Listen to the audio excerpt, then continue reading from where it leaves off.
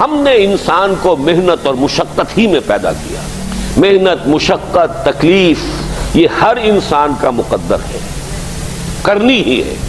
فرق صرف یہ ہوتا ہے کہ کسی کی مشقت اور محنت جسمانی زیادہ ہے، اینٹیں ڈھو رہا ہے غریب، کسی چلا رہا ہے. کسی کی محنت مشقت ذہنی زیادہ ہوتی ہے، بیٹھا ہوا تو ہے آرام کرسی پر، ریوالونگ چیئر ہے بڑی آرام دہ، لیکن اس کی جو ذہنی مشقت جو وہ کر رہا ہے. جو جسمانی مشقت کرتا ہے وہ رات کو پاؤں پھیلا کر سوتا ہے، چاہے روٹی بھی پوری نہ ملی ہو، لیکن اسے پتہ نہیں ہوتا رات کب گزر گئی. اور یہ دوسرے جو ہوتے ہیں انہیں رات کو بھی نیند نہیں آتی، مخملی گدیروں پر بھی نہیں آتی. انہیں ضرورت ہوتی ہے ہپنوٹکس کی بھی، سیڈیٹیوز کی بھی، ٹرینکولائزرز کی بھی، یہ ساری چیزیں وہاں چلتی ہیں، اس لیے کہ ان کی جو کوفت ہے وہ کسی اور قسم کی. لیکن بچا ہوا کوئی نہیں ہے. محنت، مشقت قرآن نے اتنی قسمیں کھا کر اللہ نے کہا ہے. ہم نے انسان کو، یہاں کسی انسان کی تخصیص نہیں ہے. محنت، مشقت، اور اس محنت مشقت کے ساتھ اس میں غالب نے ایک اور رنگ داخل کیا ہے، اس کے ساتھ غم بھی. مثلا حیوان اور انسان میں کیا فرق ہے؟ بیل ہے، کولو چلا رہا ہے، مشقت تو وہ بھی کر رہا ہے. بار برداری کا اونٹ ہے، بوجھ ڈھو رہا ہے ادھر سے ادھر تک، محنت تو وہ بھی کر رہا ہے. انسان محنت بھی کرتا ہے، مزید اس کو رنج اور غم جو سابقہ اس کو پیش آتا ہے. بیل کو پتہ بھی نہیں ہوگا میری کو اولاد بھی ہے، نسل بھی ہے، وہ کوئی بیمار ہے، کس حال میں ہے. گائے کو بھی اپنے بچے کی خبر ہوگی، وہ چھوٹا سا جب ہے دودھ پیتا ہے، اس کے بعد اسے کیا پتا وہ کہاں گیا کہاں نہیں ہے. انسان کو جو تکلیفیں جھیلنی پڑتی ہیں، پھر جو غم جھیلنے پڑتے، وہ حیوان کے لیے نہیں ہے، یہ انسان کے لیے. اسی لیے کہا غالب نے کہ قید حیات و بند غم اصل میں دونوں ایک ہیں. موت سے پہلے آدمی غم سے نجات پائے کیوں؟ تو یہ مشقت اور غم دونوں کو شامل کر لیجئے. انسان کا معاملہ حیوان سے بدتر ہے اس پہلو سے. کبھی کسی بیل کو، اونٹ کو وہ صدمہ نہیں ہوا ہوگا کہ بیٹا نے سینے تان کر کہا ابا جان آپ چھوڑیے، آپ کیا باتیں کرتے ہیں، آپ دقیانوسی باتیں کرتے ہیں، اب زمانے کا رنگ بدل گیا. وہ جو بوڑھے باپ کو جو اس وقت صدمہ پہنچتا ہے، یہی ہے وہ جس پر میں نے اپنی جوانی کھپائی ہے، جس میں میں نے اپنے آپ کو انویسٹ کیا ہے. آج یہ میرے سامنے کھڑا ہو کر کیا کہہ رہا ہے. اور یہ تو میں نے بڑی ہلکی مثال دی ہے.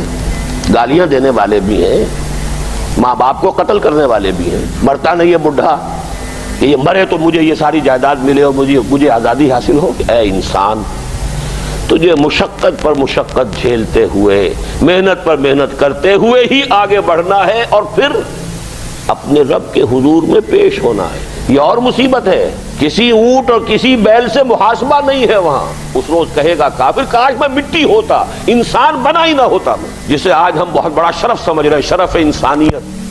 کاش کہ میں مٹی ہوں، یہ انسان کی حیثیت مجھے دی ہی نہ جاتی کہ میں آج یہاں کھڑا ہوں جواب دے کے لیے. حضور نے فرمایا کل نفس یغدو فبائع نفسہ فموتقھا وموبقھا. ہر انسان جب صبح آنکھ کھلتی ہے، رات کے سونے تک وہ اپنے آپ کو بیچتا ہے. کوئی جسمانی مشقت اپنی بیچ رہا ہے، شام کو 100 روپے لے کر آیا ہے، اس نے اپنی جسمانی محنت بیچی ہے نا. کسی نے اپنی ذہنی محنت، ذہنی صلاحیت بیچی ہے، چاہے وہ ڈاکٹر ہے، چاہے انجینئر ہے، کوئی اور ہے، وہ اپنی ذہنی صلاحیت بیچ رہا ہے بیٹھا ہوا اپنے کلینک میں، اپنے آفس میں. بائع نفسہ، اپنے آپ کو بیچتا ہے. یہ بیچنا تو ہر ایک کا ہے، ہر شخص بیچ رہا ہے اپنے آپ کو. کوئی بدبخت وہ ہے جو یہ ساری مشقت جھیل کر بھی رات کو جہنم لے کر آیا ہے. کر مشقت بھی جھیلی اور لے کر بھی آیا آگ کے انگارے، اس لیے کہ حرام کاروبار کیا. کوئی وہ ہے جو اس مشقت کے بعد اپنے نفس کو جہنم کی آگ سے چھٹکارا دے کر آتا ہے. بیچا، جائز جگہ بیچا، جائز طریقے سے بیچا. بیچا اس نے بھی، محنت اس نے بھی کی، مشقت اس نے بھی کی، لیکن اس نے اپنی مشقت کے نتیجے میں اپنے آپ کو برباد کر لیا. تو جب آزمائش میں کوئی پڑے گا تو پتا چلے گا نا کہ کھرا ہے یا کھوٹا ہے. آزمائش میں نہیں آیا، امتحان میں نہیں آیا، کوئی تکلیف آئی نہیں، تو وہ کھرے اور کھوٹے گڑمڑ رہیں گے، ملے جلے رہیں گے. دودھ کا دودھ اور پانی کا پانی جدا نہیں ہوگا. کیا لوگوں نے یہ سمجھا تھا کہ وہ چھوٹ جائیں گے صرف یہ کہنے پر کہ ہم ایمان لے آئے اور انہیں آزمایا نہ جائے گا؟ ہم نے تو آزمایا ہے ان سب کو جو ان سے پہلے آئے. تو یہ تو یوں سمجھیے کہ اس راستے کا ایک مستقل معاملہ ہے. جو آئے سوچ سمجھ کر آئے کہ یہ شہادت گاہ الفت میں قدم رکھنا ہے. لوگ آسان سمجھتے ہیں مسلمان ہونا. جس نے کہا آمنت باللہ، ہم نے آزما لیا. سچ مچ کا یہ ہم پر ایمان کا دعوے دار ہے یا جھوٹ موٹ کا دعویٰ کر رہا ہے؟ یہ سچ مچ کا عاشق ہے یا جھوٹ موٹ کا عاشق ہے؟ ظاہر بات ہے کہ امتحان نہ ہو، آزمائش نہ ہو تو کیسے ان کے مابین تمیز ہوگی؟ کہہ تو دیا سب نے آمنت باللہ. اب ذرا تھوڑی دیر کے لیے ہم بھی اپنے گریبانوں میں جھانکے. ہم بھی کہتے ہیں نا اللہ کا، ہمارا ایمان ہے اللہ پر، آخرت پر، رسول کا عشق کا بھی دعویٰ ہے، اور جب نعتیں ہم سنتے ہیں تو بڑے جھومتے ہیں، لیکن یہ کہ واقعتاً آدمی جھانکے اپنے قلب کی گہرائیوں میں کہ یہ ہم کتنے کچھ سچے ہیں اپنے اس دعویٰ ایمان میں۔ جہاں کوئی معاملہ آیا، اگر ہم اس دین کے اس حکم پر عمل کرتے ہیں تو اتنا نقصان ہوتا ہے، اس حکم کو پیچھے ڈال دیں تو اتنا نفع ہوتا ہے۔ سچ بتائیے کہ ہم میں سے اکثریت کا فیصلہ کس بات کی طرف جائے گا؟ دین کا حکم پس پشت، دنیاوی مفاد وہ مقدم۔ تو معلوم ہو گیا کہ ہمارا یہ دعویٰ جو ہے اللہ پر ایمان کا اور آخرت کے یقین کا جھوٹا دعویٰ ہے۔ کیوں اللہ کی طرف سے یہ چیزیں آتی ہیں؟ دیکھو، کوئی مصیبت تم پر نہیں آ سکتی، نہیں آتی مگر اللہ کے اذن سے۔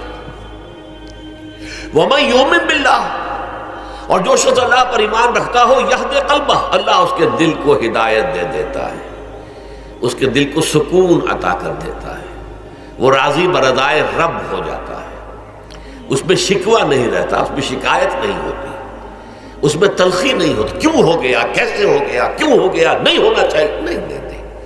یہ سارا جو پیچ آدمی کھاتا رہتا ہے نا، اندر ہی اندر وہ جو پیچ کھا رہا ہے، یہ سب پیچ سے نجات مل گئی۔ پہلی بات یہ کہ یہ اللہ کی طرف سے آزمائش کے طور پر آتی ہے۔ آزمائش، میرا بندہ اس پر صبر کرتا ہے یا نہیں، یا میرے خلاف بکواس کرنے پر آمادہ ہو جاتا ہے۔ اللہ تو ایسا ہے، اللہ نے تو ہم پر کبھی کرم کیا ہی نہیں ہے، اللہ تو ظالم، معاذ اللہ معاذ اللہ معاذ اللہ۔ کہیں ایسا تو نہیں، میرا بندہ جو ہے تکلیف کو جھیلتا ہے میری وجہ سے، یہ سمجھ کے کہ اللہ کی طرف سے آئی۔ یہ سب جو ہے یہ بہت بڑی کامیابی ہے اگر انسان کو حاصل ہو جائے۔ اور اس صبر کے نتیجے میں دو اور باتیں پیدا ہوتی ہیں۔ یہ مضامین علیحدہ علیحدہ دروس کے اندر آتے رہے ہیں، لیکن آج ایک نئے عنوان کے تحت جمع ہو کر آ رہے ہیں۔ پہلی بات یہ ہوتی ہے کہ یہ امتحان کا نتیجہ کیا نکلتا ہے کہ آپ نے ایک امتحان پاس کیا تو آپ کے اگلے درجے میں ترقی ہو جاتی ہے۔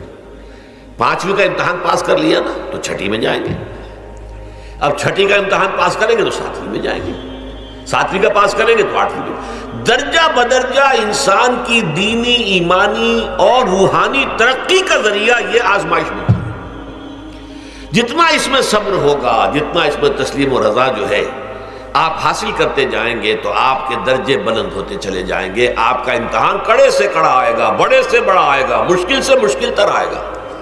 ایک وقت میں ایم اے کا امتحان بھی آپ کو دینا ہوگا، ایک وقت میں ہو سکتا ہے پی ایچ ڈی کے لیے تھیسس آپ لکھیں، پھر اس کے اوپر جو ہے ٹیم بیٹھی ہوئی اور آپ سے وہ بحث کرے، جرا کرے آپ سے، وہ بھی کرنا ہوگا۔ لیکن یہ کہ اگر پرائمری ہی میں فیل ہو گئے تو اس کا سوال ہی پیدا نہیں ہوتا کہ کبھی آپ ایم اے کا یا پی ایچ ڈی کا تھیسس بھی لکھیں۔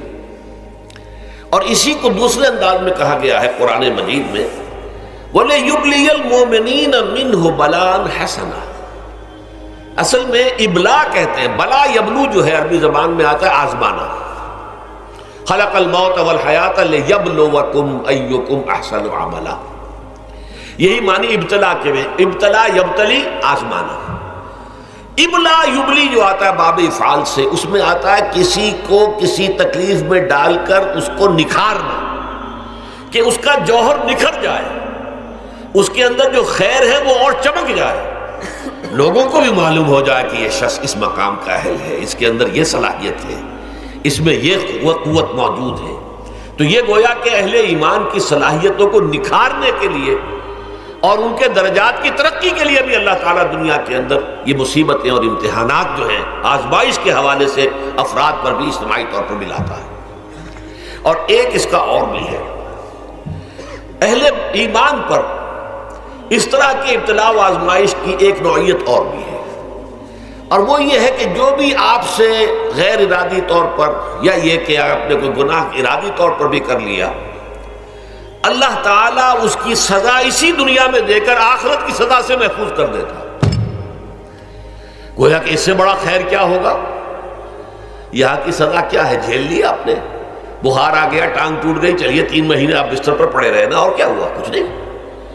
لیکن یہ کہ آخرت کی سزا ملتی بہت عظیم ہوتی ہے، لہذا کفارہ بناتا ہے اللہ تعالیٰ گناہ، ان جو بھی گناہ ہو گئے ہیں، غلطیاں ہو گئی ہیں، ان کا کفارہ اللہ تعالیٰ بندہ مومن کے لیے، حضور کی ایک حدیث ہے، اس کا متن مجھے اس وقت یاد نہیں ہے، کہ مومن کا معاملہ عجیب ہے، اسے کوئی تکلیف پہنچتی ہے صبر کرتا ہے، وہ اس کے گناہوں کا کفارہ بن جاتا ہے، اور اگر کوئی خوبی ملتی ہے تو اللہ تعالیٰ کا شکر ادا کرتا ہے، اس کے درجات بلند ہو جاتے ہیں۔ تو یہ معاملہ جو ہے اللہ تعالیٰ کی طرف سے بندہ مومن کے حق میں خیر، کہ در حقیقت اس کے ان گناہوں کی پاداش کہ جو اس نے یہاں کر لیے ہیں یہی دنیا میں دے کر دھو دیا جائے، پاک کر دیا جائے۔